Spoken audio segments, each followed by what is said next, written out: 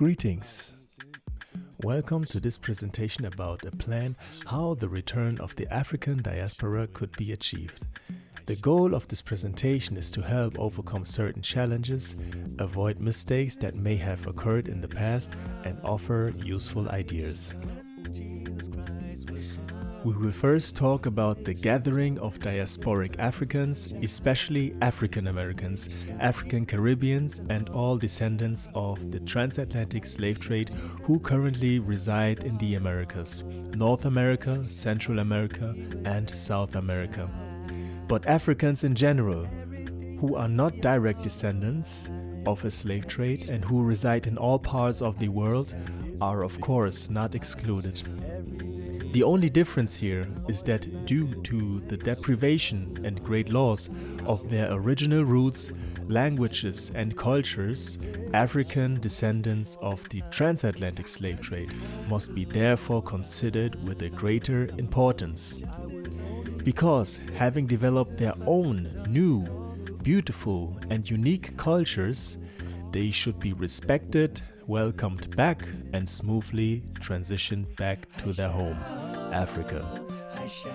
From that, we will examine Liberia, its history, its vision of why and how the country in the first place came into existence, and the efforts and difficulties that were encountered in order to learn, improve, and be aware of possible potential problems. And finally, some proposal ideas and suggestions will be offered, serving as practical examples. Disclaimer: this research that was done just provides information. The solutions and hints are personal ideas, which are not to be seen as obligatory, neither should they be understood as a strict rule, and neither as a forced upon systematic approach. Rather, the solutions and ideas were born out of the desire to solve potential problems. They are open, basic, and of course, they can be argued with for either further improvements or corrections, all with the goal of heading towards the best practical way of how to realize and to achieve the return of the African diaspora. The sources were mainly taken from Wikipedia. I'm very well aware of the fact that Wikipedia should not be considered as a single source of truth, but I thought it was a good idea to start from somewhere. So let's start with the first part, the gathering of diasporic Africans. It's about returning home. This primarily goes for African Americans and Caribbeans and African South Americans. They are in the focus here. Basically, the descendants of former slaves who were, although once free, against their own will, taken from Africa to America and forced to undergo oppression and hardship, and continue to live in America throughout the generations. Africans in Canada, Europe, and Asia fall, of course, also into the category of diasporic Africans, but they, in comparison, are mostly aware of where exactly their tribes are located in Africa, and in addition to that, they mostly still know all about their relatives back in Africa. And I also want to say at this point that I consider any black person to be an African, whether they live in Africa, Aborigines in Australia, whether they live in the Americas as African Americans, on the Caribbean islands in the West Indies as African Caribbeans, or in South America, or whether they have just in recent decades migrated to any part of the world, America, Europe, Asia. They are all Africans and therefore considered as brothers and sisters, as one family. The goal is to come to a place of final rest, where it is possible to live together, thrive together, and coexist with each other in peace and harmony, without having to face suppression and injustice from external hostile governments, unfair systems, and racist societies. The hope of a life where families remain close to each other, where the pursuit of happiness is not hindered at all, and where morals and values prevail, in a place that is considered as a homeland, one's own territory, one's personal own land. I strongly advise that, especially for African Americans and African Caribbeans, as well as for African South Americans, there should be a granted passport-free travel. Yes, this is because, for example, myself, if I went back to Africa, I would immediately know where to go. Nigeria, Southeast, my Igbo village in Biafra land. But for my brothers and sisters in the Americas, they could either first migrate to one place, for example, Senegal, the Gambias, Guinea-Bissau, Guinea, Sierra Leone, Liberia, and then continue to move to, for example, Ivory Coast, or vice versa, Ghana, Togo, the Republic of Benin, Nigeria, Cameroon, Equatorial Guinea, Sao Tome, Gabon, the Republic of the Congo, the Democratic Republic of the Congo, Angola, or anywhere else. During this quest of belonging and finding a homeland, guided by the Spirit of the Most High, who created the heavens and the earth and the sea and all that is therein, the relocation might turn out to be rather gradual and stretched throughout time. And for this reason, a passport-free travel should be guaranteed. And ultimately, in all the gathering of diasporic Africans, the handwork of the Most High should clearly be visible. It should be understood that this is His work and not the work of humans. And only He can do it, as He Himself has prophesied it in the Holy Scriptures. It is the Most High's divine plan. It is His Spirit that is orchestrating, guiding, managing, and executing His own plan.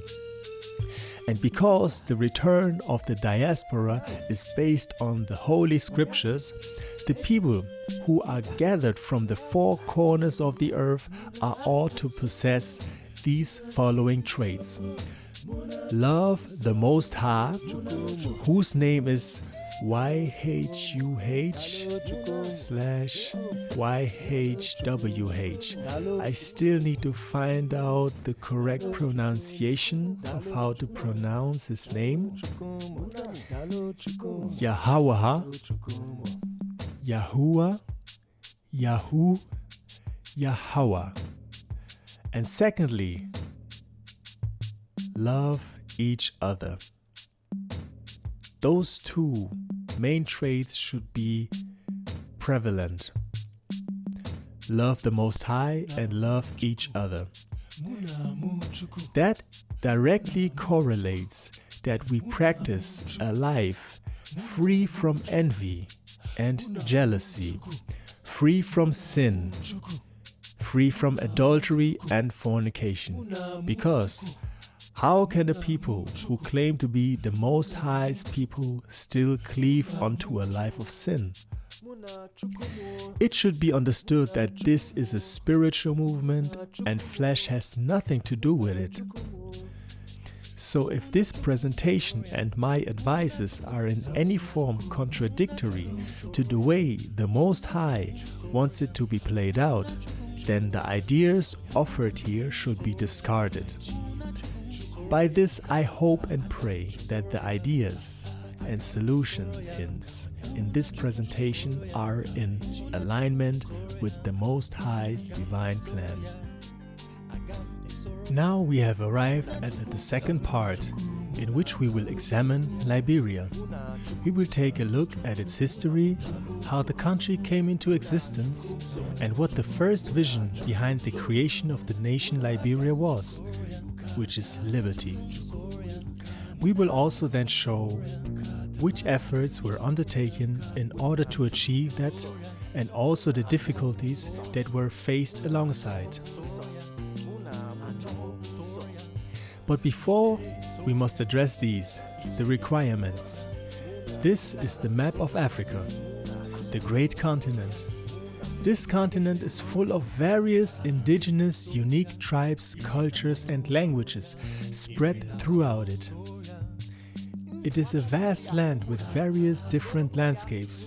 Africa is blessed with fruitful land, earth, plants, vegetation of any kind, animals and people with great and high morals and values.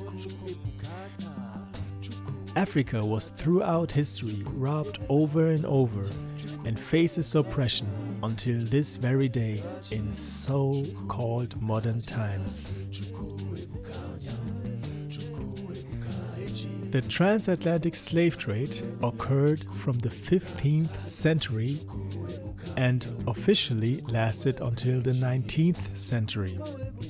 The area is highlighted in blue color, from Senegal in West Africa down to Angola in Central Africa. Europeans established a coastal slave trade in the 15th century, and the trade to the Americas began in the 16th century. It is noteworthy that people who lived further in the inland of Africa and were captured were transported through slave routes to the coastal areas, and from there were forced into ships and sent to America. Families were suddenly and unwillingly forever separated. Languages, cultures and identities were lost. The transatlantic slave trade was indeed horrific. Another very sad thing is that besides the transatlantic slave trade, there was also a trans-Saharan slave trade that started from the early 7th century and, according to some sources, still continues until this very day. For example, in Mauritania, Libya and other Arab nations.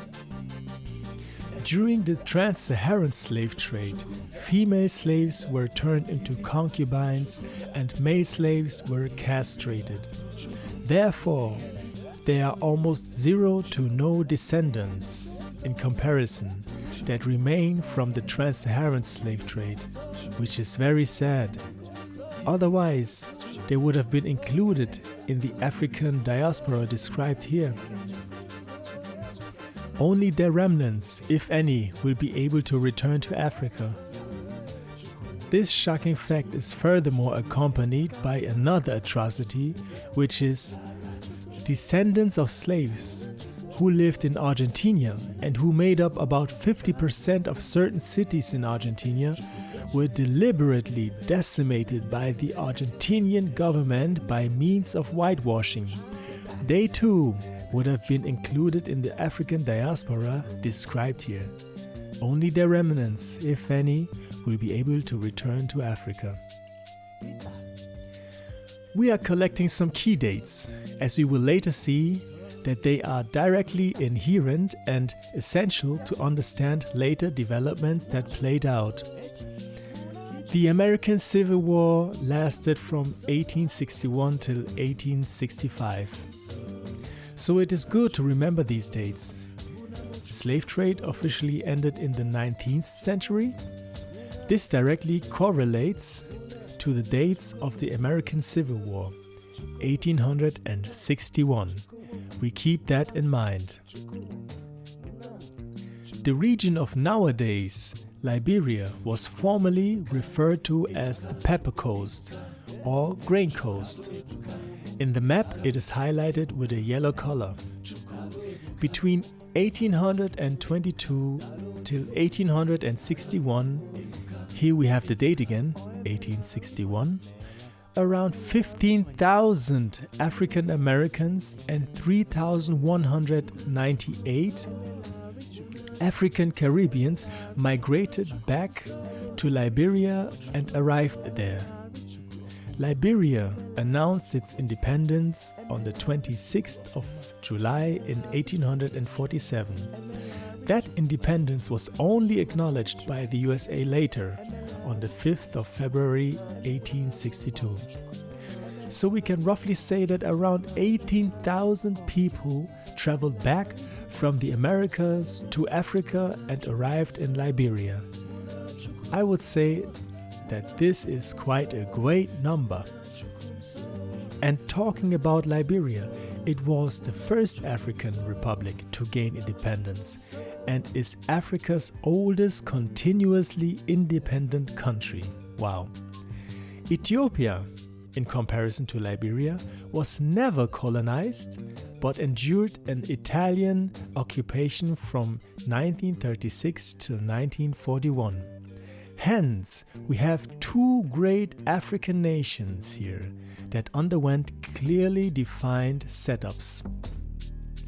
Liberia upheld the vision of liberty. It was seen by many African Americans and African Caribbeans as a place expected to end their ongoing suffering in the Americas. Let's take a closer look at Liberia. Here we can see different pictures of the great city Monrovia.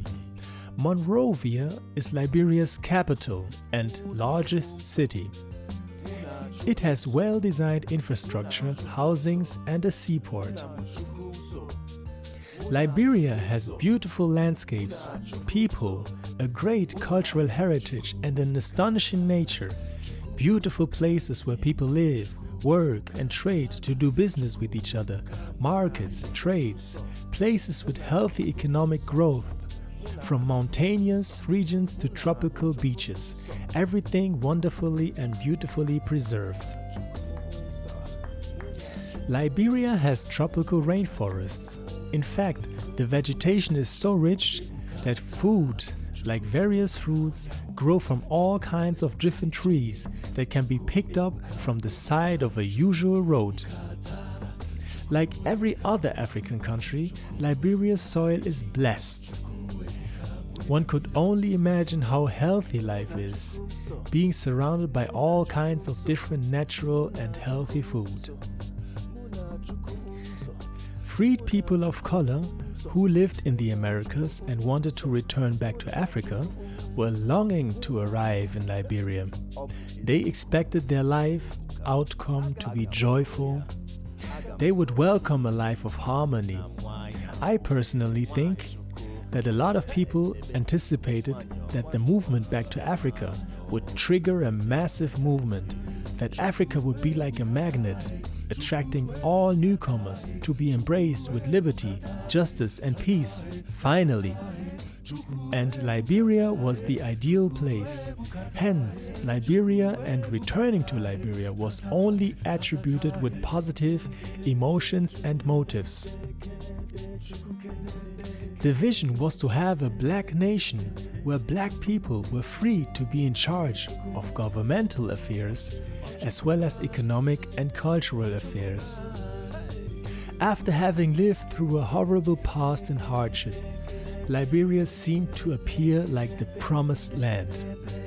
And I think that every African in the diaspora and at home can understand that the desire and drive was only positive and intended for good.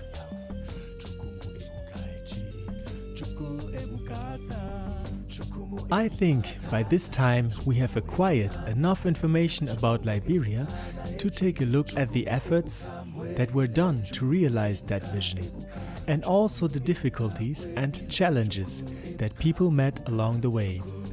Let's hope that we can learn and become wiser and more aware and be able to improve the present and the future by analyzing the past.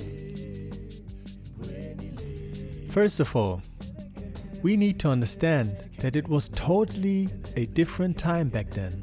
The societies weren't like nowadays societies, and the technologies were also very different. It must be clear to us that until 1861 there was no internet. There were no phones, no text messages, no TVs. The radio was not invented yet. The first transcontinental telegraph was just completed in 1861 in the USA from the east to the west.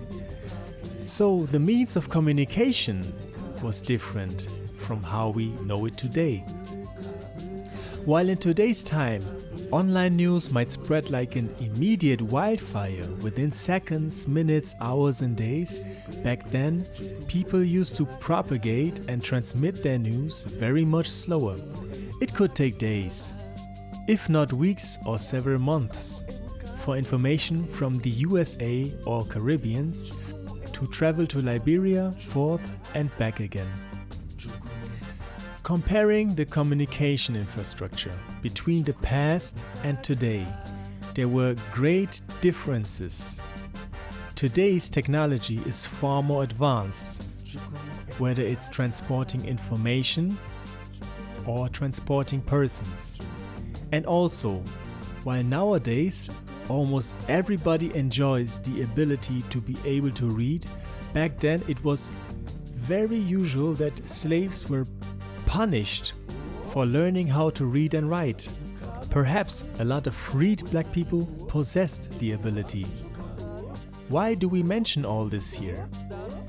Because technology and science combined with literature comes with a lot of advantages when it comes to governing efficiently, learning from contemporary similar incidences, improving current situations, avoiding or learning from past actions.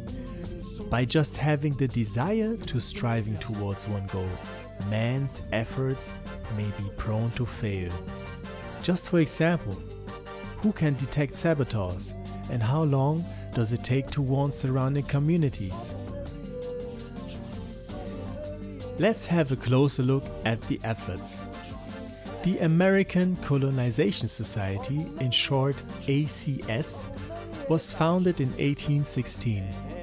It aimed at encouraging and supporting the relocation of freeborn people of color and freed people of color back to the African continent. And at this point, as I was researching, I stumbled over the fact that the ACS was not the first organization to do so. It actually took as a model the British Committee for the Relief of the Black Poor, which was a charitable organization founded in London in 1786. And the Committee for the Relief of the Black Poor, yes, that organization assisted tremendously in forming the colony for black people in Sierra Leone, of which Freetown, with strong emphasis on the name Freetown, was one colony. So I guess that Sierra Leone is another country that can serve as a great example from which we could learn. My apologies that at this point I made it appear that only Liberia was the only safe haven for free black people. That's why continuing to study history is so important. Obviously, the repatriation was occurring all throughout sub-Saharan Africa. Okay, back to the ACS. In 1822, it supported free black people in emigrating to the Pepper Coast, or Grain Coast, basically modern-day Liberia, and established colonies there on the Pepper Coast. We keep this in mind that the ACS was founded for different reasons. Number one, by abolitionists. Number two, by racists. Both groups mainly did not want free black people to stay within the USA, to live together with European Americans. They rather wanted to get rid of black people, and in addition to that, also feared increasing risks of rebellions in the USA. And look, I'ma keep it real with you all. I just read some facts about the ACS and the mood of the society back then in the USA. And to my surprise, I found that the majority of opinions of black people and freed black people was to rather stay in the US and live together with European citizens. Most black people in the USA did not consider themselves to be African no longer. just as most Europeans in the USA did not consider themselves to be Europeans no longer. Both wanted to live in the USA as American citizens, pursuing the American dream, and especially black people desired to get a fair chance to get integrated into the American society. Therefore, I apologize again that I previously conveyed it in such a way that everybody wanted to go back to Africa. Some were even forced to return to Liberia, like, okay, you want to be free now? Only under one condition. You pack your stuff and you're out of here, out of this country, and move to Africa. Phew. With all of this, I have learned I can do better in researching. There is a lot of information out there, and I usually like to present the entire picture and deliver it plain and simple to understand. So, okay, the ACS was not very humanitarian, and most black people had already adapted to an American way of life. Totally understandable that they wanted to rather stay in America and have a share of that American pie, as is written in their constitution, supposedly. Nevertheless, there were also freed black people of color from the USA and the Caribbeans who out of their own will genuinely traveled back to Liberia. So, the last thing we mention here is that the freed black people had some sort of granted authority from the ACS while returning to Liberia. Colonies were ultimately established. As we can see, this is a map of Liberia with some of its colonies. For example, if we inspect the middle of the map right there at the yellow coastline, we can see Pennsylvania colony. Further down southeast, we see Mississippi in Africa, Louisiana colony, and at the bottom right there is even the Republic of Maryland. Yes, Maryland colony was actually a country from 1834 until 1857. In the upper left half, let us expand the map a little bit more. In the upper left half of the map, we see Monrovia, and that is actually the Kentucky in Africa colony in present-day Montserrado County. In the upper right part of the map, we see the legend which says colonial towns in circle and native towns are marked with a triangle. So for example, the Crew towns in the bottom right are native towns. So we can clearly see here that Liberia consisted of native towns and colonial towns. So let's continue. Efforts and difficulties. To make it easier, we will from now on refer to freed black people, African Americans and African Caribbeans as Americo-Liberians. In addition to that, we have the native Liberians. So, sadly, there was a high mortality for Americo-Liberians due to tropical diseases. The majority of Americo-Liberians unfortunately did not survive it. This is very sad because there was a deep desire to finally live a life without racism, oppression and hatred, but it never happened for many. Okay, before we continue, I want to explicitly emphasize and stress on the fact that this here is a very sensitive topic. This is by no means about blaming any group, side or people. We are all Africans, whether an African lives in the diaspora or whether an African is living on the African continent, whether the culture has been maintained or whether the culture has changed. We are all Africans. This is about uniting and coming together as a people. Sometimes it might appear that there are conflicts between different groups. In here, we intend to unite instead of divide. And also, oppression Generational oppression and brutal traumatic experiences do not make it easier. A lot of people could take things personal. We totally understand this. But we want to offer solutions and an understanding of each other and see unification rather happen. So, the motives are positive as we continue. Neither the Americo-Liberians nor the native Liberians are to blame. It's about learning from past happenings and developments. Understand? Good. So, again, knowing that this is a sensitive topic, I try my best to be as neutral as possible. Americo-Liberians did of course on arrival encounter the natives. Americo-Liberians had their own culture and language, while native Liberians too had their own culture and languages. It happened that Americo-Liberians married within their community, and so did the native Liberians. And it's very interesting, taking a step back, to see that during the slave trade, as Africans arrived in the Americas, they were integrated into the slave system directly and immediately intermarried. But when these same Africans, generations later, returned back home, then we observe this phenomena.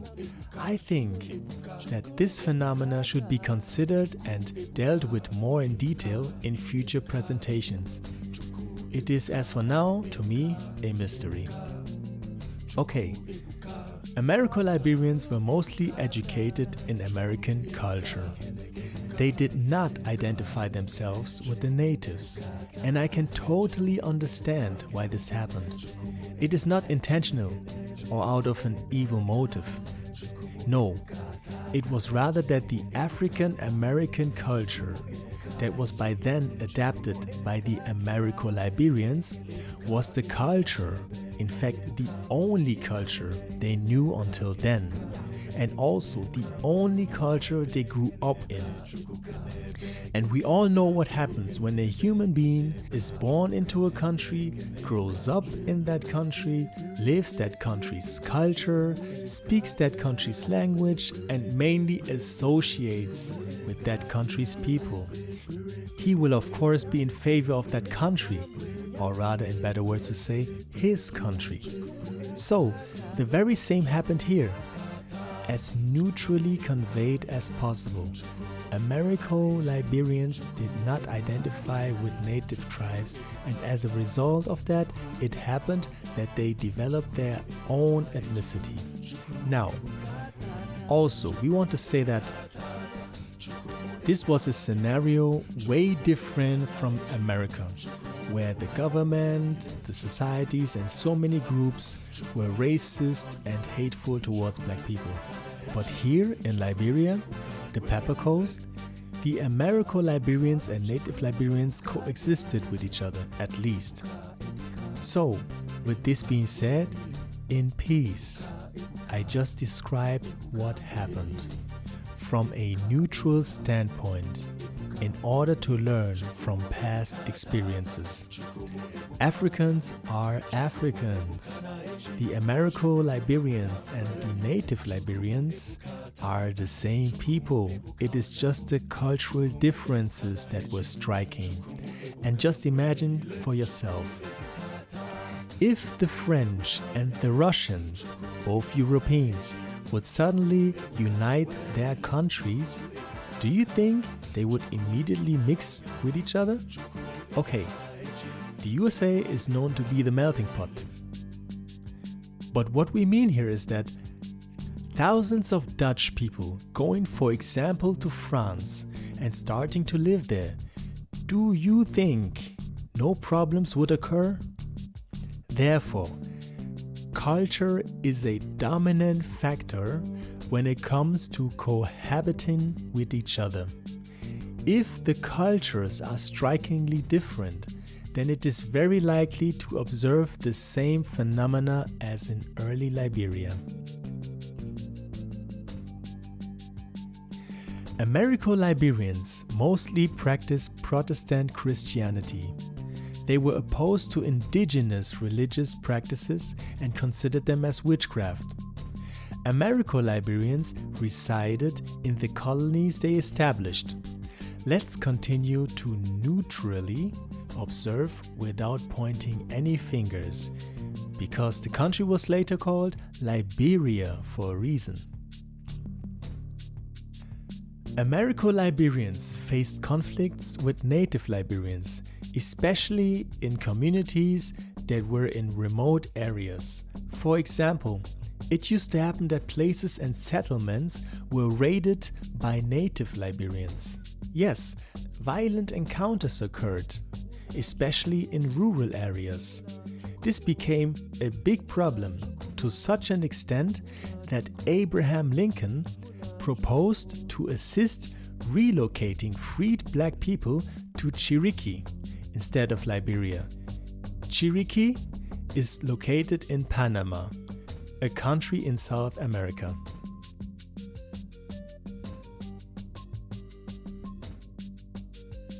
As things developed, Americo-Liberians were opposed to native Liberians.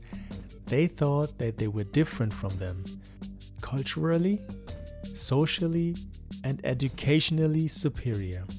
Now, once again, since this is a sensitive topic, I would like to throw in this one.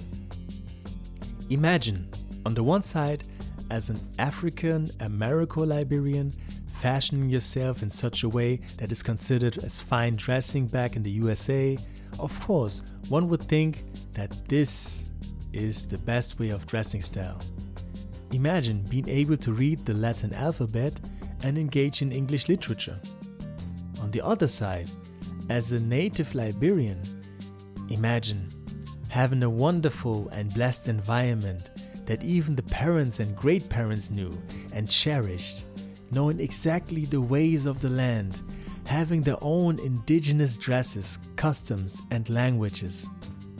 Finally, imagine a system that originated from Western culture in comparison to a system that originated from indigenous African culture.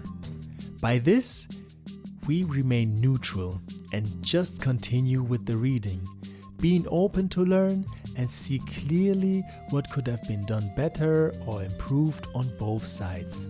Americo-Liberians, remember, backed by the ACS, the American Colonization Society, became the ruling class. I'm talking about the Americo-Liberians, though a minority, and continued to withhold political power. It is recorded that indigenous people were excluded from birthright citizenship until 1904. This was a lot. So, to sum it all up, the main problems faced were cultural clashes due to cultural alienation, disputes over land, fighting over ruling class, marginalizations of native Liberians, and unequal social standing and citizen rights for native Liberians. These were the efforts and difficulties that were observed. In a world back then with no internet, without too much literature about how this could have been prevented, just a vision, and a good one, a vision of hope born out of struggle and the very need to escape oppression, slavery, racism, inequality, injustice, persecution, and constant hatred. Brothers and sisters meant it good, but in the end, we see how Africans ended up fighting each other.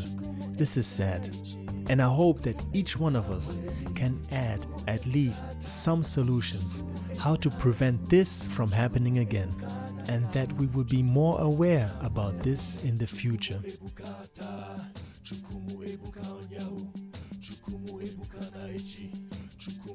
This is the reason for this presentation. This is just one plan how the return of the African diaspora could be achieved. Remember, one idea from one person. Imagine anyone has more than one idea. And we are so many people. And we are all Africans and from Africa. And also, although it is not mentioned here, Liberia itself, together with Sierra Leone, serve as very good models how the return of the African diaspora could be achieved. They did eventually fuse together, grew stronger, and overcame all these difficulties and obstacles. And in addition to that, they have what is the most important thing, the experience and live witnesses to testify and confirm how they have finally succeeded. It would be very interesting, at least for me, to see and hear more about how they actually overcame all the difficulties and which efforts they exactly took to achieve and form their beautiful countries.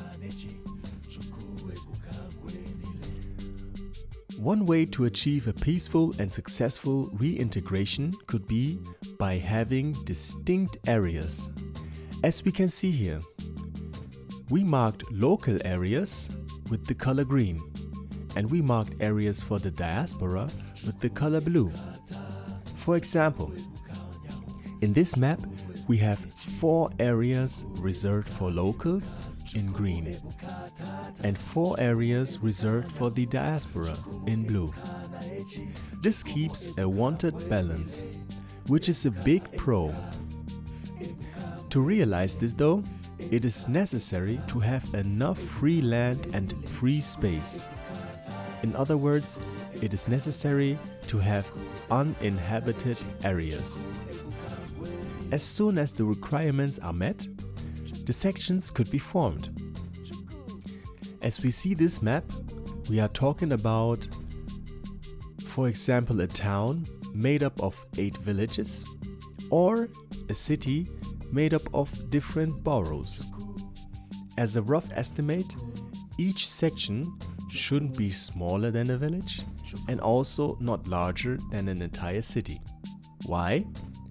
Because the aim is to reintegrate with each other and live together in peace, while learning and understanding each other's cultures and ways of life. And again, at this point, I expect that we are all Africans, especially African Americans and African Caribbeans and Africans from South America from the diaspora should have a natural birthright to citizenship and an allowance for residence in form of a passport or whatever. Let us simulate a scenario.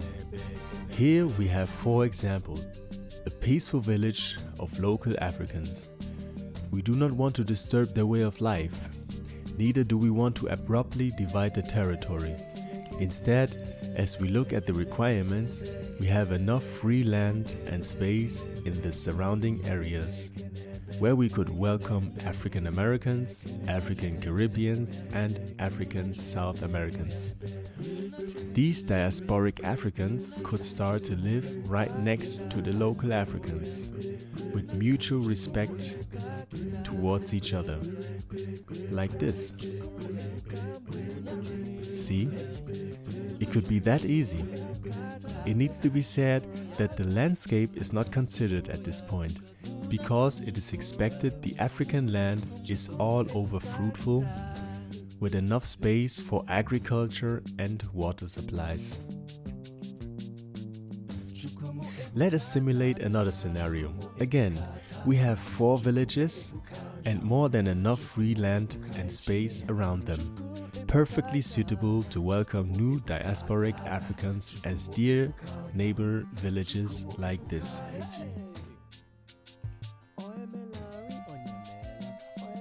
What are the pros and contras? In my mind, there are only pros, and there shouldn't be any contras. If the approach is peaceful, if we learn from the past and are on our guard. So, the pros are, we have a sort of healthy balance that appears to look quite stable. And at this point, we have about 8 villages cohabiting with each other. Before, we had only local villages that also knew each other's customs. Now we have additional 4 villages. Local villages in green know each other, but are now somehow kept apart from each other by other diasporic villages in blue, which also themselves know each other. This has a purpose, and we will shortly see the goal behind it. Let's continue. We introduce new areas marked with the color yellow, and we place the central area block in yellow right in the middle. And we place another area in yellow at the very top, stretching and filling all the top area above and also to the right, filling all the right area beside. The yellow areas from the top to the right surround the entire city. They are neutral in comparison to the green and blue areas, which are inhabited by either local Africans and either diasporic Africans. The yellow areas are neutral and serve as a free space for both local and diasporic Africans. Let's look at the yellow section in the upper right part. Here is where schools would be placed. From primary schools to secondary schools to colleges and universities, attended by both local and diasporic African students. We will not dive deeper into the education system, since it can be in any form, whether Western education or African-rooted education, which I personally love, or both mixed together. I would prefer an education system where students could acquire the best knowledge from both worlds. Right in the center, where we see the yellow area, we also provide a neutral zone, meant for both local and diasporic Africans. Cultural exhibitions and festivals could be carried out here, to which everyone attends, in order to display and teach one's own culture and at the same time learn more about other cultures. This would facilitate mutual respect and hospitality between local and diasporic Africans. To me, this sounds so interesting. An African cultural spot that is so attractive that even tourists could attend. It even becomes better. These cultural exhibitions could be held twice a month. For example, imagine a cultural education snippet presented by local Africans from morning till noon, and another cultural education snippet presented by diasporic Africans from afternoon till evening on the same day. It would be advised for all to participate in order to learn everyone's culture. For example, the local Africans would talk about their culture, customs and way of life, and tell the diasporic Africans how they do things and vice versa. Since we have this yellow dedicated space in the center and 8 villages in total in this example, we initiated by, in the first week, the first 2 villages, green and blue, have their program. The program is only one day around the beginning of the week, and around the end of the week, the next 2 villages, green and blue, perform their program. The following week, it is the village 5 and 6 turn. At the beginning of the week, and village 7 and 8 around the end of the week. If we continue in this pattern, then we can achieve that in one entire month, every village would attend 2 cultural exhibitions, hence twice a month. To learn from each other with mutual respect towards each other. By this approach, we have created an environment where each village is still isolated to itself and can continue with its own culture and traditions, and at the same time slowly and gradually learn about neighboring villages with their cultures and traditions. And if, for example, the first green village of local Africans in the upper left feels the need to communicate with their former once neighbors, the green village of local Africans in the upper right, they can just go there. It's not far, and there are roads still leading to that place. Another advantage of this are the shared schools from childhood to adulthood. While many grown people struggle to adapt to new cultures, children in most cases do not have a problem with different cultures at all. And we would build all this looking at the future, at our kids, and our kids are the future.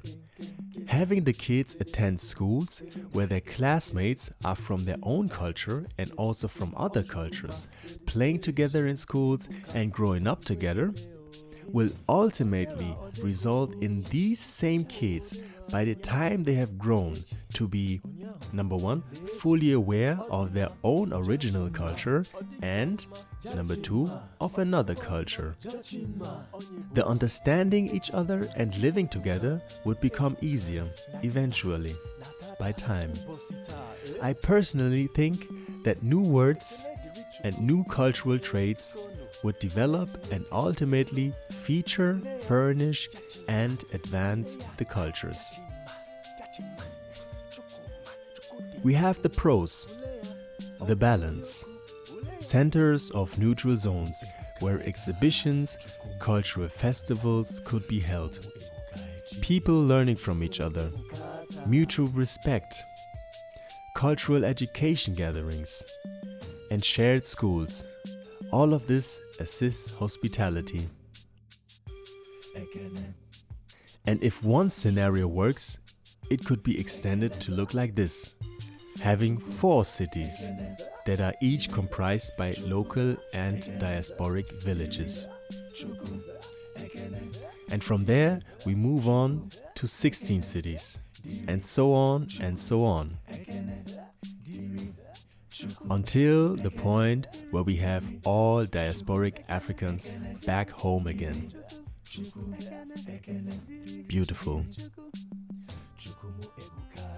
In this presentation, we have talked about the gathering of diasporic Africans, that it ought to be a peaceful and righteous movement back home. We took a look at the country, Liberia, where all of this already once played out. Liberia's history, vision, efforts, and difficulties. Then we suggested a simple and practical plan and approach how a peaceful reintegration of diasporic Africans back to Africa could be achieved. It should once again at this point be said, this should not be forced on people. The solutions presented here are just ideas. So, thank you very much. We have reached the end of the presentation.